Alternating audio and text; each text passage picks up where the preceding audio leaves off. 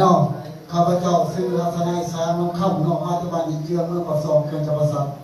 แต่ว่าปัจจุบันข้าพเจ้าเลยว่าสัมผัสกับภาษาโกลาเนาะตัวสินค้าตัวที่ที่สุดเนาะเกี่ยวกับปุ๋ยเนาะเราลองใส่แค่สองอ่ะ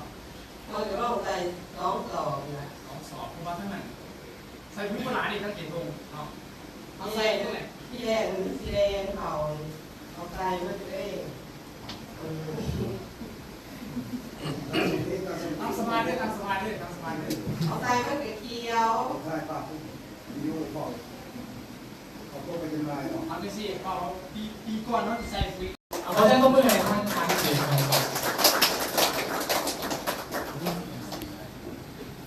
เป็นยังไงเมื่อกี้นี่ตอนยาตัวเป็นนี่ให้ลองใส่แสบที่ว่าวันที่มีคนไปสิผมมีเนาะพี่ไปสิเนาะเพื่อนให้ลองทานเราไปจะได้สดชื่นอยู่สดชื่นไม่ได้สดชื่นเนาะเย็นเนาะแล้วถามเกี่ยวกับปุ๋ยก่อนเป็นจะได้ปุ๋ยเขาเป็นจะดีอยู่